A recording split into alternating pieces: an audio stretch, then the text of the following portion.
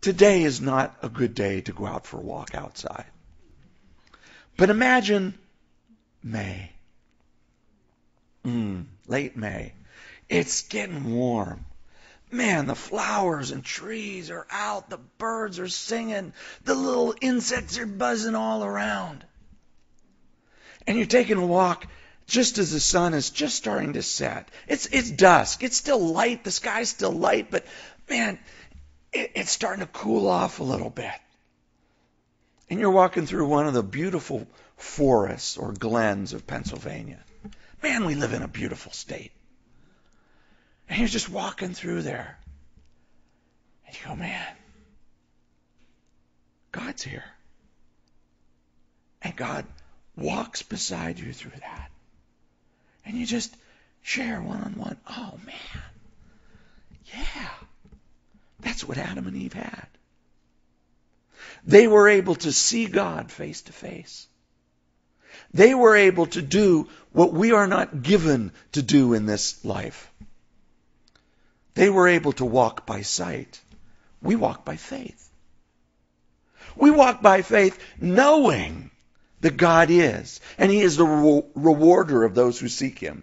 Knowing His nature from all He's done through all of these stories over not just a few years, not just a few centuries, but over thousands and thousands of years. We know the testimony of thousands and millions of people from the time of the end of the writing of this book to this very day. But we are called to live and walk with the strength of that and not the strength of, well, yeah, I saw God last night face to face.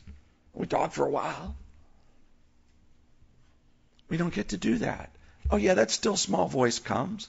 There are times you read the Word and, whoa! Lord, are you right here in the room? But just like Job, most of the time it's, well, where can I find Him? Where can I find God? I know where to go. I know we have this relationship one-on-one, but where can I just go and sit down or walk with Him in the cool of the evening? But look at what he says in verse 10. After he says, I look all over the place, I can't find Him. Verse 10, he says, but He knows the way that I take. When He has tested me, I shall come forth as gold. Job is beginning to understand a little bit, catching a glimpse. This is the first time he said this. When He's finished testing me, I shall be as gold. Wow. He's starting to see that God's going to use this somehow in me. He's beginning to exercise his faith in that way.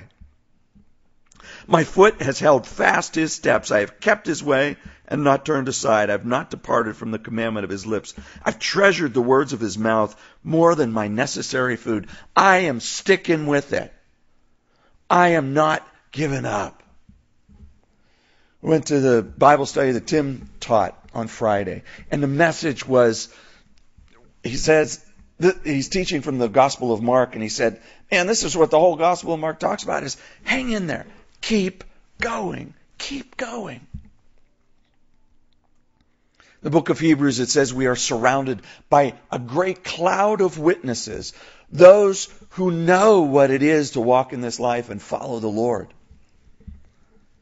And having been surrounded by those, man, let's run this race. Let's do it. Come on, let's just do it.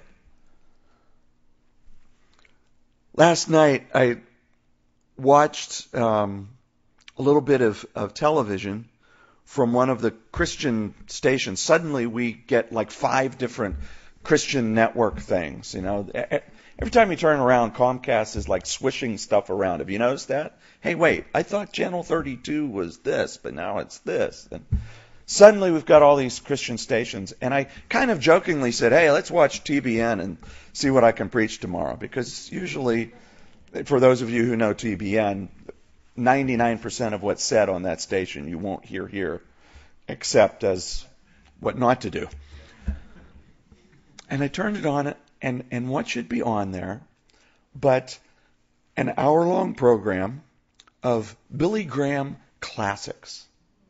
And it was a message from San Francisco, crusade in San Francisco in 1958. And there's Billy Graham preaching the gospel, the same message he preached for 60 plus years. The message of salvation. That was so cool. And beforehand, they had some, stuff from talking about the Billy Graham Association and so forth. And his son, Franklin Graham, was on.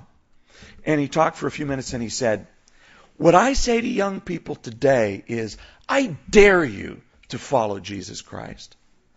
I dare you to remain a virgin until you're married. I dare you to carry your Bible with you to school. It's challenging them. Job is saying, I'm doing this.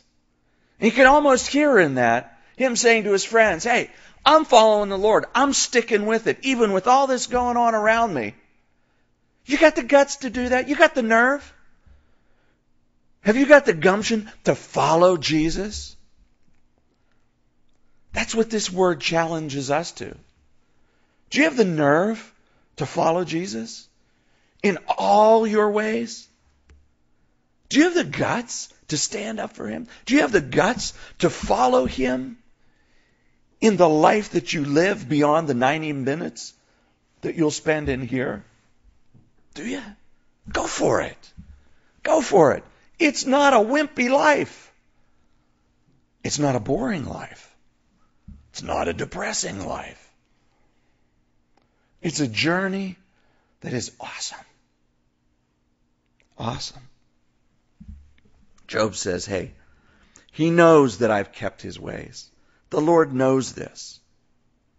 And he goes on in chapter 24. And he talks in verses 1 through 17 about the fact that a lot of people don't follow the Lord and they do all these terrible things. This is what his comforters have been telling. This is what you must do, Job, because of all the bad things that are happening. You must do all these bad things. He goes, I know people do these things. I know that. And in verse 18, he agrees with what his three friends have been saying from the standpoint of them, the unrighteous, receiving judgment. Look at it, verse 18. They should be swift on the face of the waters. Their portion should be cursed in the earth, so that no one would turn into the way of their vineyards. As drought and heat consume the snow waters, so the grave consumes those who have sinned. The womb should forget him. The worm should feed sweetly on him. Oh, is that an image, isn't it? Man, the worm should just delight in that tasty morsel of sinners. He should be remembered no more, and wickedness should be broken like a tree. For he preys on the barren who do not bear, and does no good for the widow. But God draws the mighty away with his power. He rises up, but no man is sure of life. He gives them security, and they rely on it. Yet his eyes are on their ways. They are exalted for a little while. Then they are gone. They're broken. They're brought low. They're taken out of the way like all the others. They dry out like the heads of grain. Now, if it's not so, who will prove me a liar and make my speech worth nothing? He says, you're absolutely right. God judges the wicked. I'm not arguing that point. What I'm saying is I'm not wicked. I'm blameless. And I'm telling you that God blesses and brings security. He takes the mighty and he carries them away from these things. But just for a moment, no one is sure of their life.